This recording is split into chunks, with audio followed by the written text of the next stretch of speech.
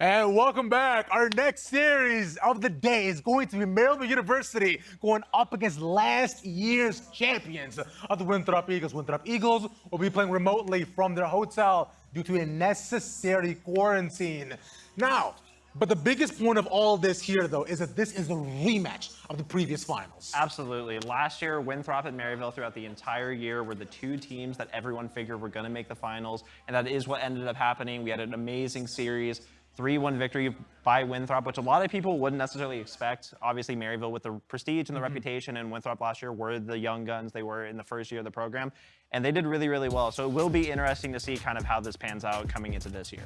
Yeah, looks like we got some clips from that finals as well. I remember it very well. I also remember, Brandon, your team got eliminated just before this. Well, right? thank you for bringing that up, Smacks. I really appreciate it. Yeah, Maryville was really good last year. They were good enough to beat us, so thank you for reminding me. I pushed that back to the end of my, to the back of my brain, but thank you for bringing it up.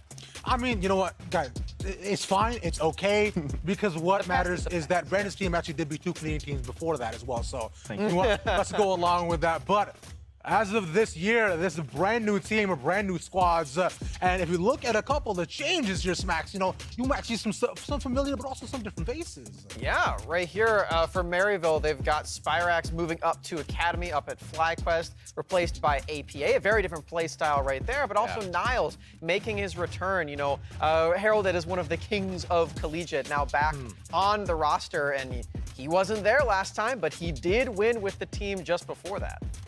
Which is awesome on its own. I'm very happy to see Niles back too, because he's been such a phenomenal player and a big voice for the team.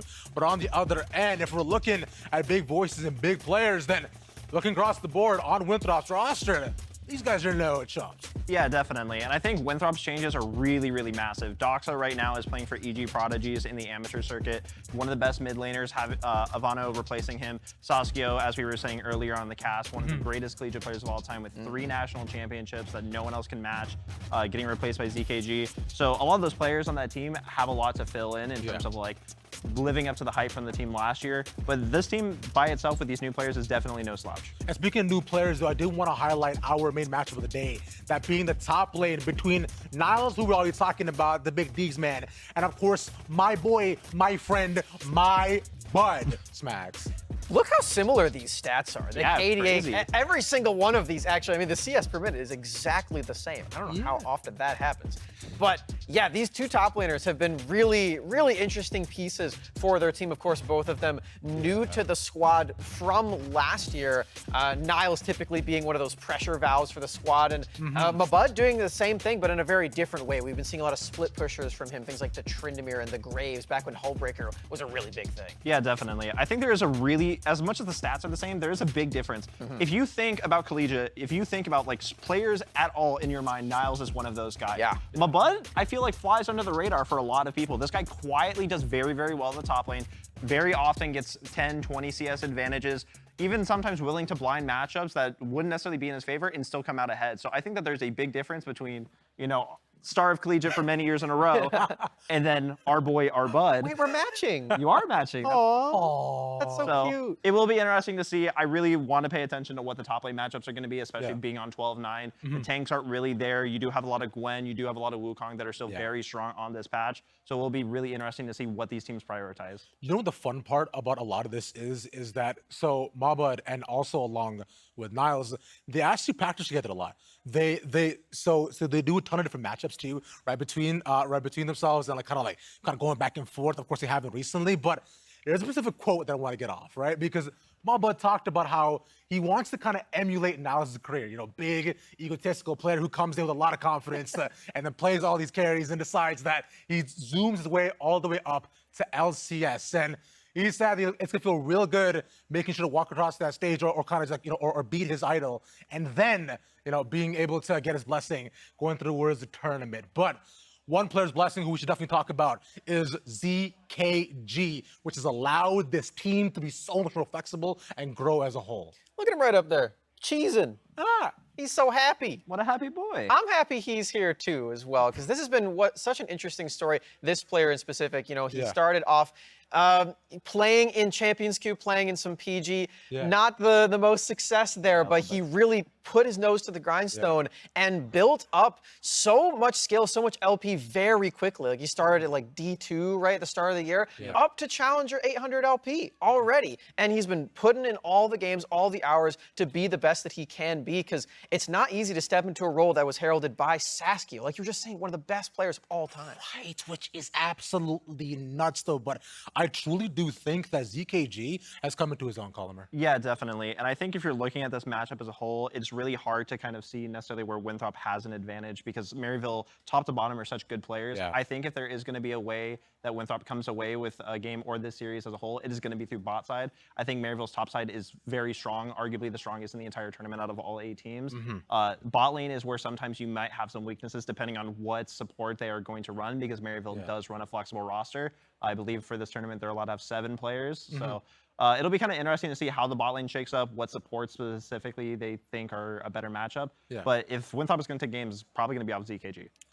And that's the most nuts part of a lot of it, right? Because considering how Maryville is boasting this almost 10-man roster in general, how they have the ability to be able to sub out just players in and out between the best of 3 definitely can make drafting, I guess, against them real big question mark, I guess. Yeah, definitely. I did want to make a comment too, because we did say that they were playing from the hotel. Shout out to CLG. CLG actually offered their facility up to Winthrop to play from, given the quarantine and whatnot. So thank you very much to CLG for giving them a facility to actually play from. But back to whatever your point. Yeah, for sure. Yeah, but because in general, you know, I think as I was saying, drafting against them can be kind of tough, especially when you're looking at his a face at ZKG's, which I find just strikes fear in the hearts of many. Like, Can we get his picture back up? Yeah, can we make sure that like strikes fear is like the what we're really going for with what he looks like? Because in general too, I think I'm terrified.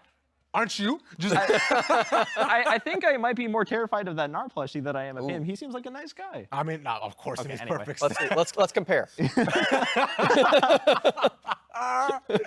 Terrifying. That's awesome, right? But I think that this team has definitely come very, very far. I know the players are confident. get the Whoa! Push-ups on stage. Oh, Gotta get the let's pumping. go, dude. That's amazing. And as they're getting prepped for their final stop, let's go ahead and make sure to do that for ourselves too. Smacks, starting off with you, who do you got today and why? I'm going with Maryville. I've got Maryville 2-0 today. Like I was saying before, when they played against Winthrop last year, they didn't have Niles, the king of this squad. He's back. He's ready to reclaim the throne. APA as well. APA, I think, changed this team in a really big way. Yes. And I'm a big fan of APA, so I've got to root for my boy. Absolutely. For me personally, after last year when Winthrop won the entire thing and the original roster for Maryville this year came out, I had said back then when I was doing collegiate power rankings and whatnot that I did see Maryville winning this whole tournament. I've said it the whole year, and I'm not changing my mind just now. I think Maryville 2 is the series. I mean, that's completely understandable, right? Because especially with the addition of Jensen Go that's come in, I can't even manage to say my prediction because suddenly I'm getting out still like, look, You're already Maryville's a very good team. That's well- let that be noted.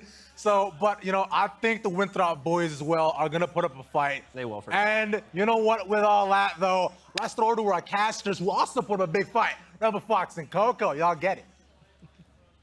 Appreciate it, Dexkers, and welcome in, ladies and gentlemen, to our second series here in the quarterfinals of the Collegiate 2022 Championship. Rebel Fox with Coco. I know I'm a little bit different than somebody you were expecting, but happy to be here, man. Hey, man, it's a surprise, but I think it's well-deserved for Maryville and Winthrop. The fact that there's so much at stake between these two titans of the college scene to really have some experts on here, and especially for you, Rebel. You're just an encyclopedia of the knowledge, and especially with Maryville as well. Yeah, I've been around for a long time. I know there's plenty of Maryville people here in the crowd, and I want to shout out them especially. I want to give Winthrop some props too, because again, they cannot be here due to unfortunate circumstances, which is really terrible. But having the ability to play at full capacity at a a structured set of place, no Helltail Wi-Fi, anything like that to have to worry about, it really is making sure that they're going to be competitively viable, which is the only way either of these teams would ever want to take a bout like this. And I think exactly to that point, the fact that thankfully for CLG to provide that facility, that they have sort of that power behind them now,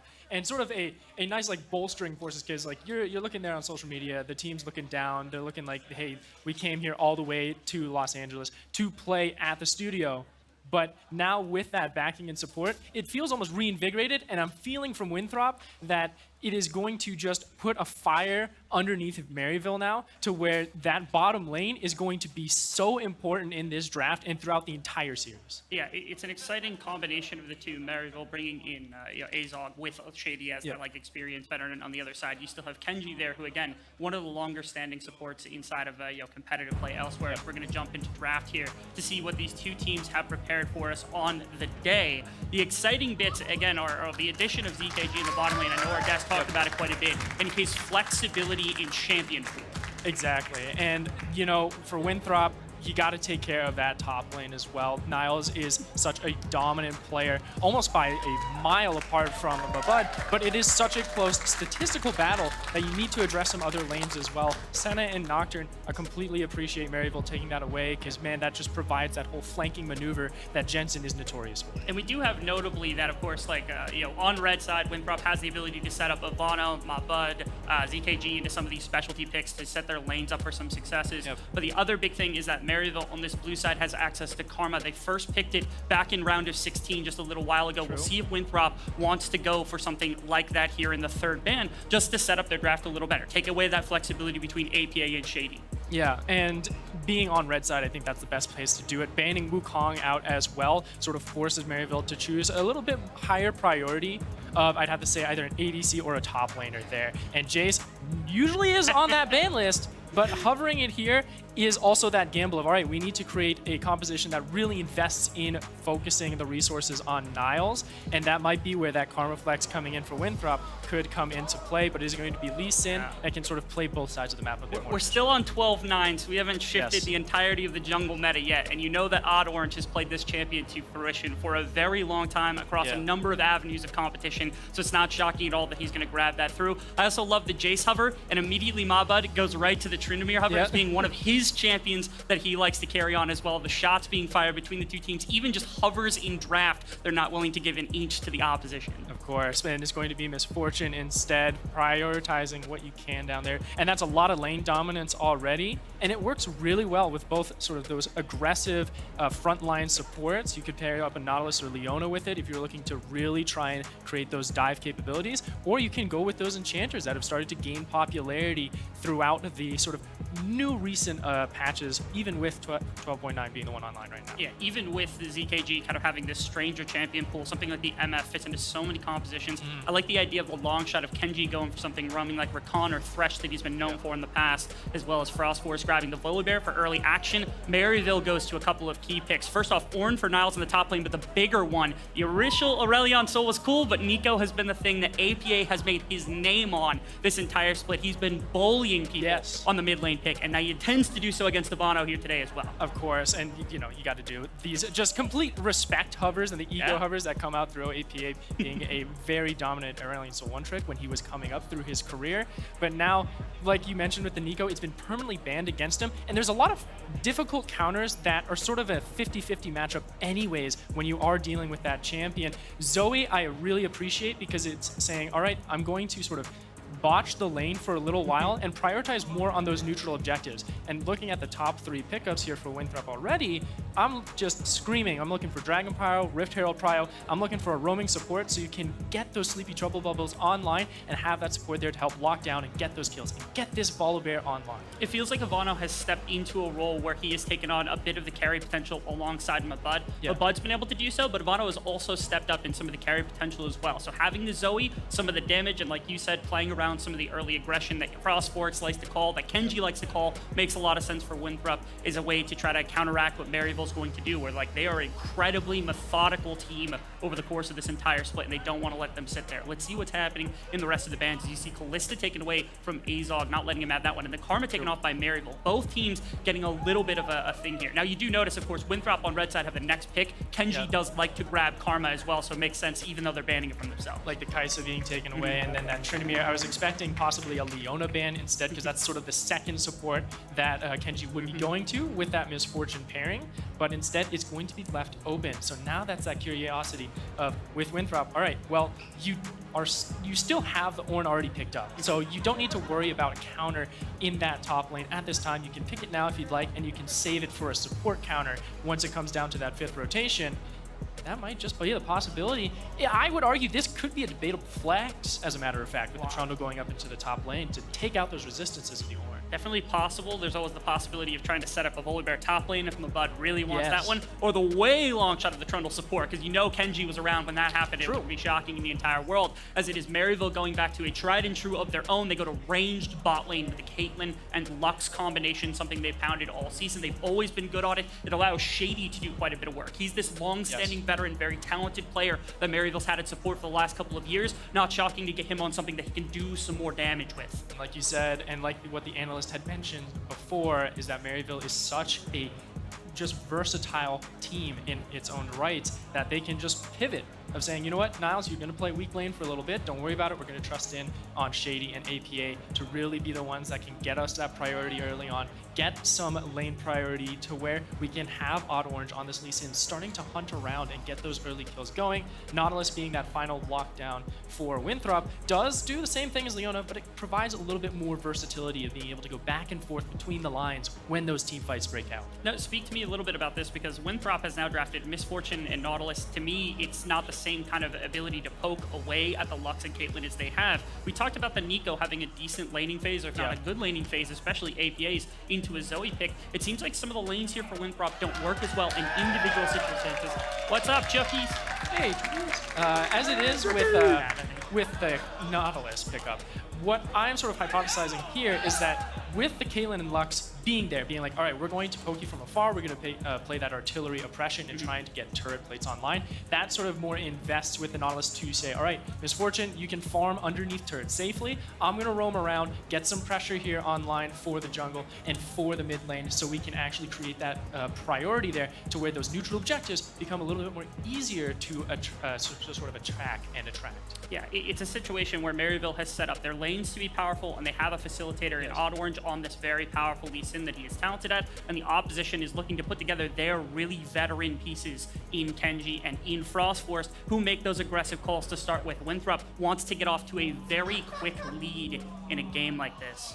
We're kicking off. Game should be starting very, very soon between these two squads, which, again, going back in history, Winthrop is trying to make it back for their second title in a row. They have to go through Maryville, this long-standing kind of champion of collegiate. This is the budding of what is likely to be a long-standing rivalry between two teams who will be up there in the standings constantly. Yeah, it's just beautiful to sort of see this rivalry bloom on the Los Angeles stage as well here. And not to mention, you say with Winthrop wanting to sort of come back and be the champions, it's the same trip with Niles and Shady. They are just dominant players in their own right in the scene, both in the collegiate aspect and seeing Niles previously on the LCS as well and in Academy.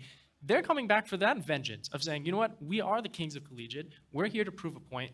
And with a Maryville and with the composition and with the organization and infrastructure that the school has behind them, they're just built up for success. And it's an amazing kind of setup, because no matter who wins this series, it feels like the loser is going to have so much on their shoulders for next season to tackle, right? You've got these long-standing veterans of both teams that they're going to want to recapture, and that's why this is such an amazing budding rivalry between these two, as we see players continue to move on. When you've got seniors moving, you've got players moving rosters as well. All these things, right now, it's not just players versus players, it's organization versus organization for years to come at this point. Very true. And like you mentioned with the seniors as well, being graduating and moving on, trying to make it more into the amateur scene as well, because a lot of these players are in that proving ground scene, and being here and proving that in the collegiate scene, you can build a team and you can create sort of a leadership in its own right. And that respect is something that in their careers moving forward is just a mountain of expectation and just rewards entirely. And we've seen players from a number of different rosters. Maryville's been one, even Winthrop's been one, for delivering players to the next level. So they're absolutely used to having a system in which they can replace players quickly, or not even necessarily quickly, not intentionally, but when players do move to the next level, they can bring in new ones and have that same kind of effect. I remember back when when we had started, I think it was Hugh Fest, when we first really got an iteration of the new Winthrop roster. And they ended up taking top 4, not necessarily shockingly, but that was the first time we had seen Mabud. That was the first time we had seen Avano in that particular regard. And so we were looking at these new additions to the roster going, okay, what are they going to look like? Getting top 4 in one of your first, especially major collegiate events, was really shocking. And to me, it showed the longevity that Winthrop's got as just a program in general. Yeah, and I think that's also just a place to put out a huge shout out for Jensen, their coach, as well. Shout out to you, Jensen. Love seeing you in that swagger of a white suit. Did you see him on stage? Yeah, he's always dripped out, 100%. As we kick off into game number 1 between Maryville here on the blue side and Winthrop here on our red side. We start off with 5 members from Winthrop to the bottom side of the map. Shady's going to be able to stop that pretty quickly. Yeah, but they don't have a ward in this tri-brush here, so they could look for that invasion. Try and look for possibility to catch Azog and Shady. They don't know, but they're going to use that peek. They do find Kenji hitting the recall, so they're going to go ahead and play with some security there. But you got some extra vision, some extra intel as well on both sides, so you're not going to have any issues when you get into this laning phase, which is so important, I think, for Winthrop, is you have a composition, like we mentioned, with Kenji on the Nautilus, to get out of that lane, have the Misfortune on ZKG sort of freeze up, and allow the support to roam around and find kills earlier on so that we can have Frost Forest and Avano get to a point where they can prioritize those neutral objectives earlier and start to snowball on those late game investments. And do you try to play into Avano to start with if you are this jungle support combination, or do you play into your bottom lane just as fast as possible? If you play into ZKG and Kenji, then you break out space for Kenji. On the opposite hand, of course, Zoe is a terrifying champion when you don't have vision. If you have control early, you're playing around dragons. All it takes is one good bubble from Avano and a fight is completely lost. I'm thinking you got to set up some priority here in the bottom lane. Like, you got to give a safety blanket to ZKG on their Misfortune at least and say, you know what, we know we're going to disconnect from you. I'm going to go on a road trip through the river, so I want to make sure you're good at home, the cat's fed, everything's fine, so that I can have that comfort of looking for success elsewhere. See, I like this as well. Game number 1, we don't get the pure ego matchup that we wanted in the top lane with like 2 full carries, but we do get Mabud on something that is very, very good into the order start as a flash from Kenji. It's just going to force a flash from Zog over top of the wall. He's going to get punished on his way out, a little bit of damage here and there. Going to lead a little too much. Notably, Frost Force also came here at level 2, so he did have to skip a little bit of time. Going to give Odd Orange a time to get down to the bottom side of the map with like a more full type clear, potentially an earlier reset. Actually, Frost Force full skipped his entire top side, went 1 camp into bottom lane in an attempt to make this happen. They do get the flash at least, that's something, but a lot of time burnt there. And for me, that's still fine for Winthrop, because you can get to that level 3 rather quickly, just tag the blue in the Gromp, and then once you're done with that, it's going to be a good enough time to either check back in with Kenji, who does have that Hex Flash, by the way, to try and continue to create that pressure bottom lane, and then from there, get some priority on that bottom Herald, that bottom Scuttle, and then start to move up to the Herald side of the map, to where you can start to win a little bit more of that overall pressure, as APA loves to taunt his lane opponents. And he's so good at doing it on this champion specifically that it's just that you know it's going to happen no matter what the circumstance. Avano, again, also picking the champion that's not going to be the direct counter, not going to be a directly great matchup. Looks like no punishment to come through from Odd Orange or further from Frost Force yet to the bottom side. Odd Orange has meandered his way down here on this full clear, able to cover if any shenanigans were to come out. Looks like Frost Force thought about it for a moment, but is probably just going to go back up to his top side, clear out a couple more camps. It's going to give first back to Odd Orange, and the question is where he wants to go, because he could try to salvage the Ornn lane. The Trundle is super strong. I was talking about that just a second ago, where Mabud's got a champion then in the one-on-one feels good, same akin to something like the Nico versus this Zoe matchup that they've got, and maybe setting that behind all of a sudden opens up the matchup for Niles to start scaling without much worry into Mabud's Trundle. Definitely is. That success with the cheater lane gets you that tier, and with that priority as well. I'll be curious to see if Frost Forest is going to just surrender this top Scuttle as well, as Odd Orange had also gone for that reset. And you know, we talked about how the Scuttle not as important with the first initial levels. You can sort of trade them off and prioritize your lane and clear it out. I feel like you had the chance to actually get that Scuttle earlier on and sort of force that advantage, because look, Avano is out forward, you've got Mabud forward as well. That feels like a resource given over to me, and some vision as well that wasn't necessarily needed to be surrendered. Notably, Odd Orange is on top side, but he started his Gromp as Frost Force, not caught on anything as he also prepares. But Niles is far enough back, he's not going to worry. Will he engage? He gets a little bit aggressive into Mabud. Pillar's going to trap him. Can Frost Force get to him? He has no flash. No, Niles is positioned well to make sure that that's not going to happen. So Niles walks away, no harm, no foul. Instead, it's just a push likely to make sure that Mabud gets a nice back off here so that he can get his Trundle into a better position. Exactly so, and not even a flash forced, as you had mentioned, from Niles, so he is comfy sitting underneath his turret and slowing this top lane snowball down as much as possible.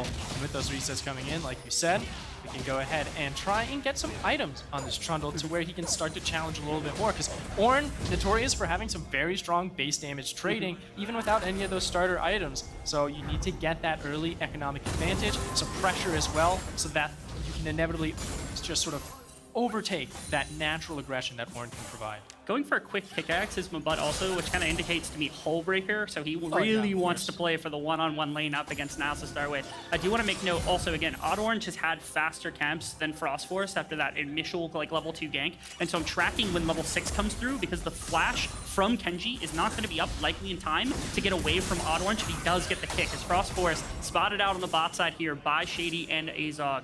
Able to make sure that's not going to come through. That's the experience track right there. And keep your eye on Odd Orange, because when he hits 6, the flash is enough. Bottom lane is a target. His top lane, Niles, has to flash. A Bud with a pillar. He flashes in. Pickaxe is going to be enough. That's going to come through. And Niles is able to prevent the top side play under his own tower. First blood to the veteran. And he just didn't have enough attack speed on that Trundle from Mabud, losing his life, and that's the offense that Ornn can provide early on, but now we're looking down at the bottom lane. Dragon priority had been won over by Shady and the bot lane. They found Kenji. Kenji is going to get brought down pretty quickly. We'll see if there's a response from anyone else. Ivano is going to be able to tag Odd Orange with one Paddle Star. It's a 3v4. Health bar is dwindling from Odd Orange, not level 6 yet. Dragon's going to reset. It's only going to go down to 2k. Should be free. It looks like APA and Shady have enough health to push out the rest of Winthrop. So instead, they're just going to walk away. An additional kill here, and the Dragon. So that early pressure you're expecting is APA's not done yet. He pops the ultimate. Going to force out the flash from Ivano. Now, it's just an immediate denial for Frost Force, who has to run tail. Flashes over the wall, has to smite for health. Is the Ignite going to be enough? It is! Shady's going to find a third kill now in the game. Just off of Frost Force, stepping too far up. And phenomenal catch there from APA, knowing that he had the damage to take the life of Frost Force. Kenji, nice flash. This, though, is going to be a trade for them. Super easy right there. Kenji just finding this perfect timer where it looked like bottom side Azog was on his own. There was no Shady around. He was trying to make sure the wave was under some kind of control. Kenji just got his flash back, so finally a strike back here for Winthrop.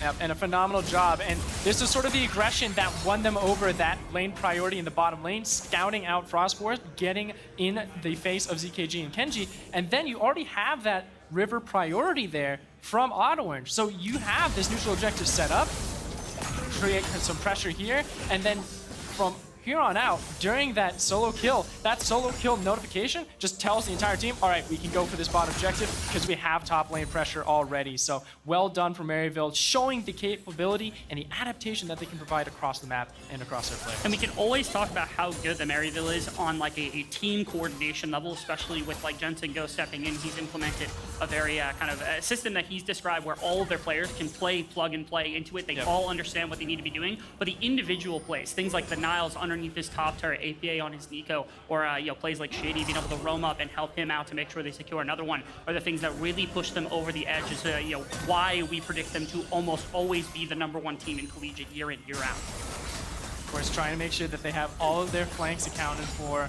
as Jensen loves to teach them. They got great vision control in the river on both sides of the map here, really flanking Ivano in darkness. Sure, you've got some security on the top side there, sort of deep in the jungle of Maryville on their blue buff side.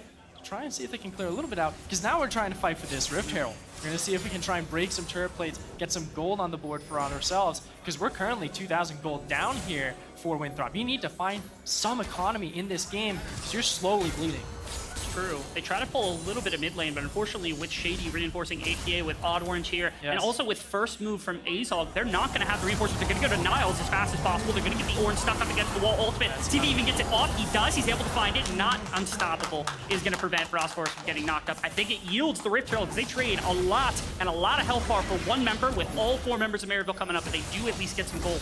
And that 2v1 was very tense there for just a moment. Niles just needed one more bonk with the brittle passive for Frost Force to fall. At that moment, like you said, we'll have to surrender that Herald to try and get pressure elsewhere on the map and not lose any resources at the cost of that play. So well done for them. Azog and Shady moving up to harass Mabud here. Doesn't have flash. Get poked out, but is going to be okay. He's able to juke it out with some dodge wall. Oh, goodness gracious. Mabud putting on some solid dancing shoes right there to make sure he gets out of that poke array from Azog and Shady, as he's going to be drawn out. That's almost certainly going to be a Rift Herald drop as well. I was going to say, Misfortune getting 2 plates on the bottom side is great if they just leave, but they don't. They just double down on the top side, and they're able to make it work. Yep, and they're going to be able to get all 5 plates here over to 3 members of Maryville, especially onto Azog and Shady, who are going to get to those mythic items a lot faster. APA looking to be in trouble, but with the Sleepy Trouble Bubble missing, he's going to be able to get out fine and dandy. Doesn't have TP to get back into lane instantly, so he's going to try and see if he can play a little bit greedy here and catch up and stay even. He's doing well on the farm. He's doing well on keeping that priority. And all of the winning conditions early on that we had set up for Winthrop to create those neutral lanes, to allow Kenji to get online and start to roam faster. Maryville has read that book, knows that strategy, and has countered it immaculately. It feels like now I'm looking at what it is that they're going to be able to do with Mabud in the top lane. You throw a Trundle and a Volibear together with the ultimate from Volibear, you can dive in Ornn, try to slow down his leveling. The rest of the map feels like it's not being punished as heavily, right? APA hasn't been able to generate a solo kill. That's not the mark of somebody that's losing the laning phase. He's doing great, right? But there's no solo kill, so Ivano's still picking up gold to the best of his abilities. ZKG is still going to be useful. Shady finds himself in a very bad position. He's going to die to Ivano being caught out in the jungle right there. Well played from Winthrop, being able to find him out on a warning run. Unfortunate timing as well, because we got 30 seconds until that dragon spawns, so we're going to be looking at that vision control and where we can sort of create those flanks once again for Maryville, who wants to play a little bit more front to back, but also wants to have APA in that back line to find the flank and be able to jump in with this Nico. You see here, bottom lane, once again, a lot of pings coming out, trying to see if they can pincer off any of the resources that Winthrop is trying to put down. And really notably, ZKG is the one currently leading the gold of all players. He's going to try to get picked off at the beginning of this. Orange is going to go in. Does he have the kick? He should be able to get the assassination onto ZKG, pushing out of the fight. So now there's no ultimate, there's no ADC. Your main gold carry is gone, and Winthrop is pushed off the dragon. That's just a perfect catch there from Maryville and Orange to get that damage offline for Winthrop.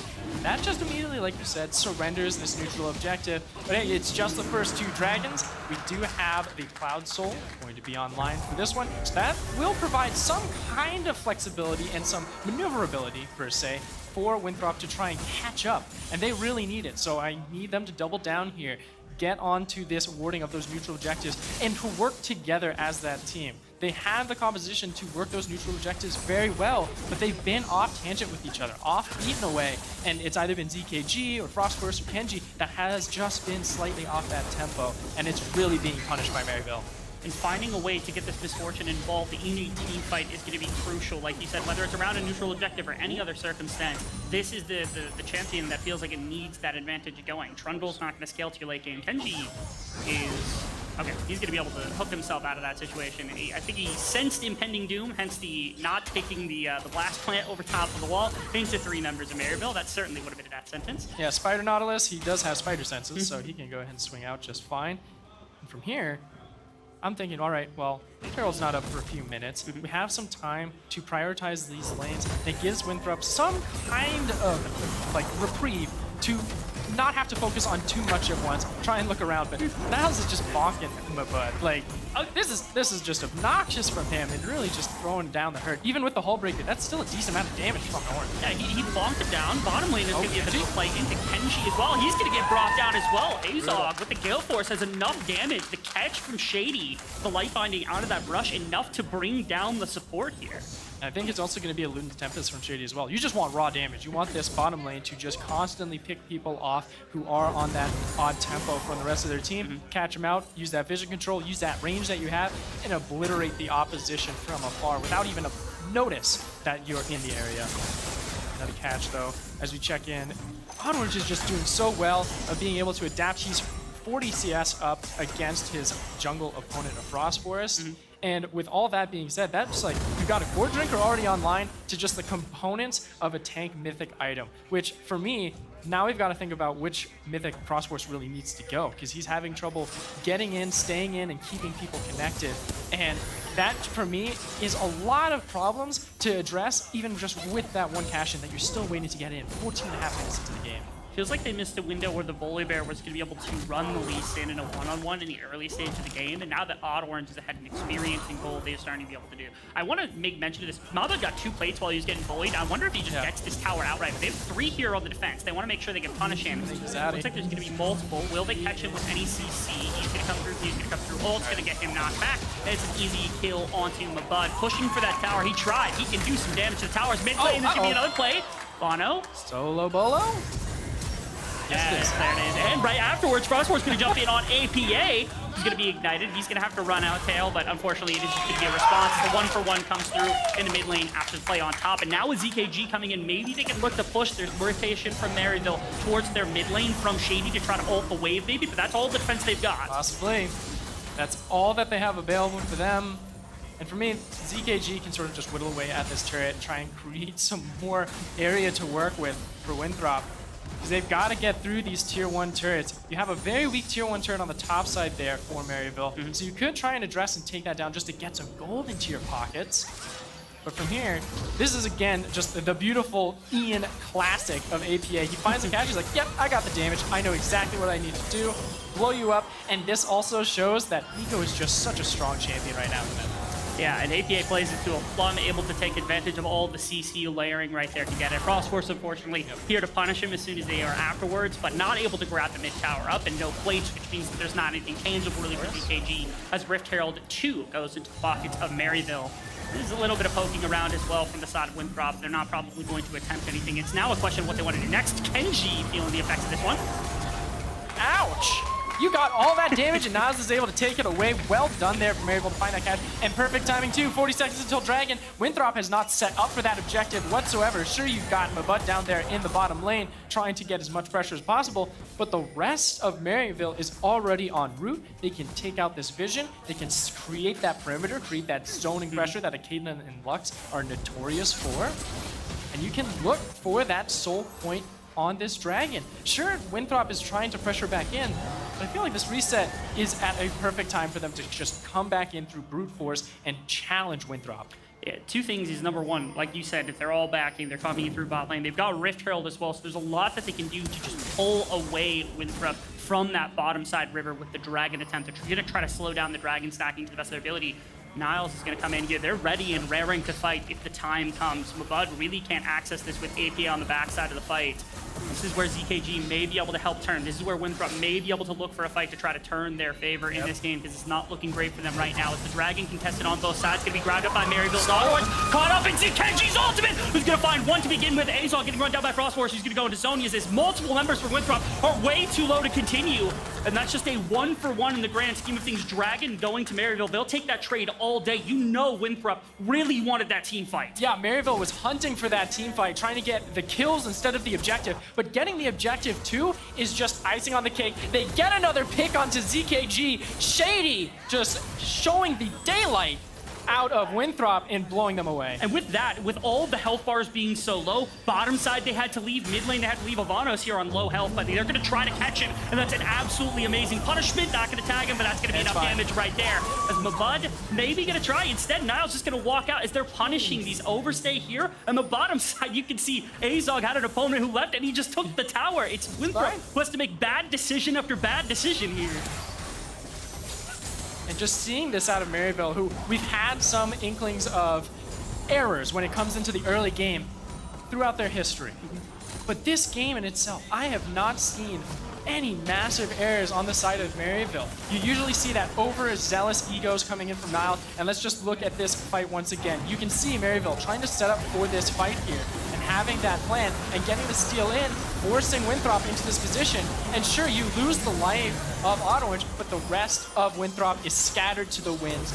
You can just pick away at them, no problem whatsoever. And Shady, also smelling blood in the water, knows that you're trying to be a little bit greedy with those recall timers, and is going to punish it. And if it weren't for this support right here, those 3 members that you saw, one of them just got picked off, Ivano eventually picked off, wouldn't have been as low as they were. He hit a full combo onto 3 of them, and it dropped them to half health, and you can't fight from there after ZKG's amazing ultimate. That's what prevents them from engaging into this full-on fight that they really wanted to try to turn this game back into their favor. Now down 4,000 gold, down 3 dragons. Feels like they're at a limited limited number of opportunities for them remaining in this game to try to stay. One thing, they do have mid-outer out. They have got that one bastion of hope, hopefully to try to prevent them from taking everything. If Maryville cracks that, starts getting to inner towers, things are going to go very awry very quickly. And having that bullet time down from ZKG is just a big flag screaming from Maryville, saying that ultimate's down for a while. We can bait out this Baron and the jungle around it for such a long time. That team fight pressure now that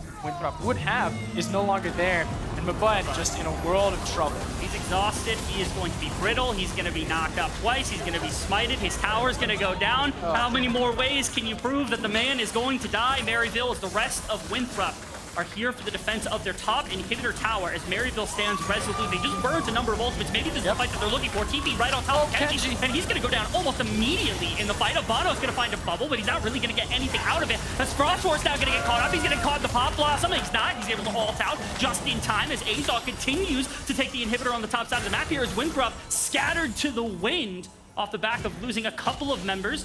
Maryville's going to stay a little bit longer, try to push for this inhibitor take.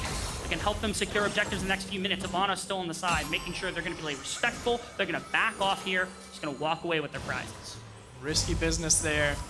Trying to find a catch here, because if Abano finds one, he's going to run into 5! Okay, Abano not going to get caught up. He had a flash stored with his W, and the binding, I think, from Shady was thrown at the initial spot of the ultimate, so it's not going to come through. They're trying to pick away at them, pestering them as they're trying to leave. What are they trying to set up? Because right now ZKG's on mid tower. They have the ability to grab that, so that's some objective value, right? They're just trying to stall as much as they can. Like you mentioned, they're 5,000 gold down. They need to cash in on these objective bounties as much as possible. And if you can delay those recalls, get Maryville at least off some kind of reset timer to where they're coming in a little bit late, a little off of their cash-ins. Already getting that collector there for Azog, so that's a massive buy already for that Caitlyn Lux combo. So at this point, I'm looking at the vision here of what Winthrop and Maryville can provide. I'm looking at this respawn timer of the Dragon, which is coming up in 40 seconds or so. And that means a split map. Maryville can now force Winthrop to make a decision. You either lose Dragon Soul or you lose Baron. Either of those feel like a death sentence for me. To me, the one way that Winthrop can actually try to make a play like this in a game, they're going to try to find a pick actually, is they get a flank off. Drowsy's going to hit. That's going to be one member down. All right. Mabud picks up the kill onto Azog, which is going to remove a bit of the pressure they have on Baron and Dragon in one fell swoop. You have to imagine with no ADC, they'd be more willing to go down towards Dragon. This is a much more bold call. Trying to pull Maryville's attention to the Baron, as they've got all the setup in the river. They don't have one of their primary damage on a healers. timer. And Nico's only just now in mid lane. Exactly. Once Nico gets there, it's going to be all hell breaking loose there. And there he is. This is looking like trouble. He comes out. APA actually fooled them into thinking he was running up in the middle of everything. They're just going to have to back out. Frostforce right now actually stuck in the back pit. Might have to flash over, but he doesn't have it. And I think they know that he doesn't have it only just now as ZKG brings down APA. Now they want to fight in the pit to the best of their abilities. As Frostforce was still stuck there, but the rest of Maryville weren't able to move in for anything else. As now it's 5v3. Only just now Zazal coming back out. Kenji on the front line going to go down to Onwards, who's going to go into Zonias as fast as he can. ZKG still burnt the ultimate. That's another pick from Shady. As we're back and forth, 3 for 3 left in the fight. ZKG still out, going to throw damage against Niles, who flashes against the back wall. Onwards comes in, and finally Azog shows back up, and he's able to get everybody back until Maryville thwarts the attempts of Winthrop to try to take the Baron, try to take the fight, and they're going to get everything. And a phenomenal job from Niles and Shady, the veterans of this team who want to fight back and win their title here in the college championships, just dominate that team fight. Shady being able to always thwart any kind of aggression and engagement from Winthrop, and then Niles, the tank, the formidable stone in the top line. We gotta look at that one again, because a great call out from Winthrop of being able to stall out this Baron as much as possible. It was making it look very bleak, but from there, it's just Niles and Shady. And I love the attempt on the ZKG, who gets out and around and prevents APA from coming in. Exactly. My fear was that Volibear was going to get brought down and Maryville was going to have a way out. Nice play from Kenji. I have a couple of problems. 2 ultimates now burnt just for the Nico means they have no good way to engage. So much range on Shady and on the rest of this team that trying to engage into this is them just trying to play into Ornn, who's this brick. And we're getting right into another fight as Frostforce is just going to go down, as it looks like they're trying to push for Dragon. It's not going to be the case. So just Soul, as APA is going to find Kenji here. He should have the damage to bring him down. If not, Azog's got it, but he doesn't need it. as that's going to be Maryville taking the sole couple of kills. Seems like they've got this game almost under wraps, Coco. It's pretty much in the bag here for Maryville. All I need to do is settle the formalities, get these turrets, get the inhibitor, and then destroy the Nexus. Basic League of Legends as it is, and Maryville does basic very well. They are experts at adapting on the fly, knowing that they can siege down as much as possible. A level 14 Ornn as well. You've got your ornaments starting to come in for your big carries. My oh my, that tanky Ornn, he does not care about your turrets. He is taking everything by force, and Winthrop just trying to see if they can find any kind of economy with Mabut on that flank. I don't think 4 members is enough, though. Once you smell blood in the water from Maryville, they are going to hunt for it. They're going to crack bottom inhib, and Odd Orange was already setting up push in mid lane, so they're just going to rotate there quickly. Again, you're talking about a Lux who's insanely powerful and a Caitlyn who's insanely powerful. Having this combination of champions means sieging is so powerful. Now, on the other side of the map, Mabut is still pushing. He's going to try for something, and they haven't been able to break the base significantly enough yet to stop Mabut, and I'm curious if somebody has to back, as finally APA is going to do so. They're going to TP to that tower. Does he get it before they go? No, Oh, it was close. Gets in just in time. He just That's wants an to get Ornn. He can fight that. It's okay, but it's APA as well. Yeah. He was able to get the recall, and it's like, all right, now you're dead. See if you Will can get the he? inhibitor. Will he? He Gets gets in it. him. Okay. Gonna try to walk out, but it doesn't look like he's going to. Hey, that's- Mabud on the split push, kind of insane, as Kenji, the rest of this squad, are looking for the residual members of Maryville who weren't able to get out quickly. Unfortunately, they're very, very strong, so that means Yes. MU does walk out. But finally, a bit of a strike back for Winthrop. Yeah, and a lot of it felt like for me was just Maryville not ready to pull the trigger. They had all 5 members there. They knew Mabud was gone. That's one big tank that takes away a lot of the robustness from your front line. So if you have all pure tank there and you have the poke coming in from Shady and Azog, I'd say just send it. Go underneath that turret. Force that fight. This is 12.9, by the way. The turrets aren't as strong as they are in 12.10, so you could have gone for it, and Winthrop at least is able to aggress on that passivity that Maryville provided and gives them at least an inkling of hope here. They are still working with a mountain of a task, 7.8 thousand gold behind. It's incredible because I've been like pondering on this for a while, that ZKG currently has one of the highest gold values in the game. He's got this incredible ultimate to work with. He's very powerful. This most recent addition to the main roster here on Winthrop is so important for team fighting that if they get to another possibility, that's how they could get back into this. And it's a long shot, but they do have one still in a game like this, as Maryville attempts to make that another aggressive play into the inhibitor on the top side here to pull that one away. Let's see if we can find it.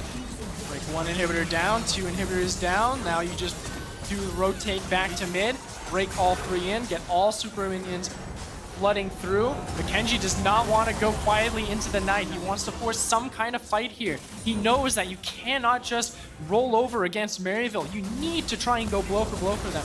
Even if you are behind, you need to force ZKG to start using the team fights and tearing apart this composition.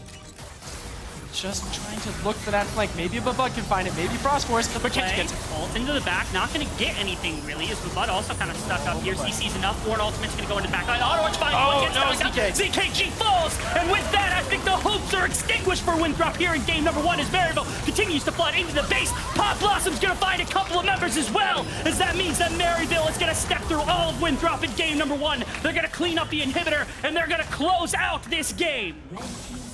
And with 4 members left, Maryville are going to hunt for this first win in this best-of-3 series. They take down the final member of Kenji to make sure they got a clean wipe and being able to take it. Game 1 going over to Maryville. Spectacular job through and through from early game to late. They're just sitting here waiting to wrap up the Nexus. An incredible statement from our number 1. Again, you have to know the emotions are probably running high for the members that were here last year when you lost against Winthrop, to the point where they just want to dive the fountain. As game 1 finally wrapped up in a nice, neat little bow, 28 minutes in, Maryville goes up 1-0 over our ex-champions of 2021. And such a spectacular job from the whole team. Like we said, a little bit flaky for Maryville when it comes to the early game, but they were solid. They were formidable in every lane. We got 2 solo bolos, 1 for each laner of top lane and bot lane, APA, or mid lane, excuse me, with APA and Niles being able to take down their laning opponent by themselves. Phenomenal job in their own rights. And the win conditions that we had set up, that Winthrop had created for themselves, was just thwarted completely. They needed to get their early game online and just get Kenji to start roaming around, but it just never seemed to happen because Shady was just doing such a phenomenal job at thwarting all of those advances. It felt like they sacrificed so much with some of the champion picks that they had for just like some blanket comfort, making sure that they're going to be good, but they just weren't prepared for some of the onslaught that would come through if they didn't get that early advantage. And so when you didn't have your Bully Bear and you didn't have your Nautilus kind of running things in the bottom side of the map the way you intended, things didn't go as well as you would have wanted. That is to say, yeah, go ahead. No, that's cut and dry for me. Like, they were able to get the basics done. They showed adaptability, and honestly, Maryville looking tough to beat. It looks like a 2-0 for me. I think the analysts were hitting the nail on the head for that one. We'll see if there's anything to be said by Winthrop, who are over, and you know that they're going to want to compete because they are our ex-champions. But let's hand it back over to the analyst desk to break that one down for us. Hey, well, thank you, Rebel and Coco. Welcome back to Shady University, going up against Winthrop. Gentlemen, I believe there was a standout player in that game. I just can't pinpoint take your who pick. that was. We got 4 of them here. We have a lot of different options. We have Shady at 5 minutes, Shady at 10 minutes, Shady when he killed the enemy mid laner under tower with an E, and then Shady as they kill the Nexus. So we have many different options, but I think that's the best would probably be. You know, interestingly, that Shady was the earliest sighting of 25 Medjay stacks. That's so fast into that game. So disrespectful. What a Lux game. I can't wait to see the damage scrap. Yeah. My God, did he have an astounding game, but quick notes on the draft pick, Columber. Yeah, definitely. I think this is a lot of what you can expect from Maryville. Specifically, Maryville likes to play champions that will allow them to get a lead early and kind of close out the game early because they're very strong at that, or champions that outrange. And these champions kind of do both. Caitlyn Lux obviously very good at stacking dragons early, so it kind of is what we expected in their wheelhouse. And when you're playing against Maryville, you really want to be able to cross map, especially against these kind of compositions. You can't really match the Kate Lux. You can't really try to contest them early for dragons. You want to be able to play opposite of the map of where they're actually playing. For sure. And Winthrop was not really able to do that this game effectively. It's kind of hard when Niles is solo killing top lane. That was pretty sick. That is pretty nuts. Yeah. And then APA doing the same thing mid lane on Nico. Like, these are their signature champions for the most part. And I mean, it's really, really difficult to play on the other side of the map from Caitlyn Lux when there is no other side of the map. I think that is just what a circumstance for Maryville where they were winning all 3 lanes at the same time. Because if we take a look back at that entire game here, guys, it's you can see just how it started off right from the beginning. This play right here, Oh, man. I was like, no way got the Mabud thumbs actually up. gets this. It's right in the middle. He gets the flash, and then Uno reverse immediately. I didn't realize he put up the thumbs up Yeah. even before the play had begun. Niles is already like, all right, I calculated it in my head. I'm ready to go. This play too definitely shows APA's definite skill on Nico. APA definitely has some champions, but you do not want to give over to this guy because he is so talented on them. Some of them are not actually enabled because they're Yeah, above it's 9. true. Swain, Talia, I would be terrified to play Maryville if these champions were enabled. But Nico is one of those champions he's very good at, and it is terrifying to play against against Maryville when you have stuff like Niles Jace, APA Nico, stuff like that. There's a reason why they say Nico is best decision, and I think that is shown clearly in this game. But across the board, you saw that as the map developed and the team did too, there were many different decisions that I find Maryville took, which just sealed the final nail in the coffin for game number 1 Smash. It was just such a clean game. They had so many opportunities to find picks, and this team fight is actually so interesting, and was the biggest reason why we decided to put up those pictures of Shady, because he's realistically the only damage dealer left on the squad. Because Azog died early on in the fight. APA does bait out a couple of ultimates, but he's not able to do anything else. It's just Shady dealing all of the damage in this very pivotal team fight, because you heard it from the cast. They thought that this might be the turning point for Winthrop to get back in. Shady just said no.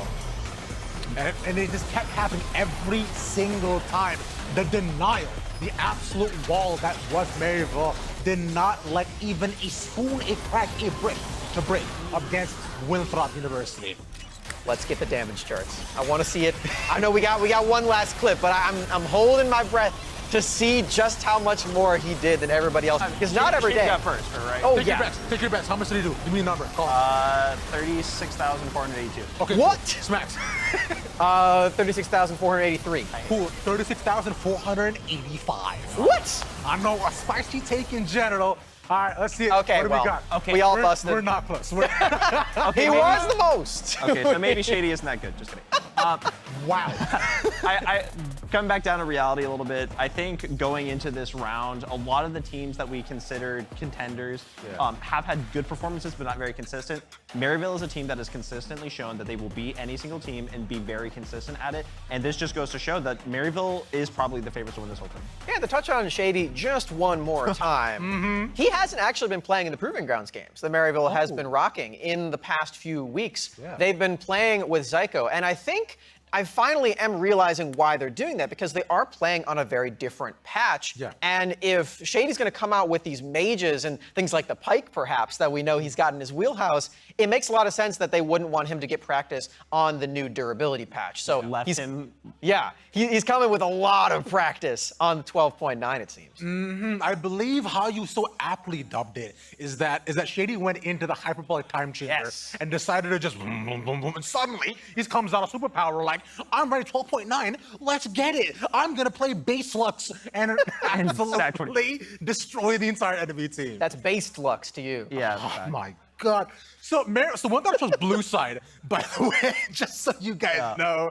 So they're looking to perhaps keep things a bit more consistent, which we know Maryville can match them on for sure. Yeah, definitely. Blue side is pretty interesting because bringing it back for the audience, back to 12-9, you do have a lot of champions that are really solid first picks. You do have Lucian, you do have Gwen, you do have Wukong, you can pair it with the Senna, stuff like that. It will be interesting to kind of see what Winthrop wants to kind of lean towards. I would imagine Wukong and Gwen might be their option for B1. I am pretty interested because Maryville does definitely have their champions that you don't want to give them. So not having counterpicks seems kind of weird, but we'll see what they want to do with it. I mean, all we can do is kind of wait to find out and see, and so should you. Right after this commercial break, don't go nowhere. Stay tight, locked.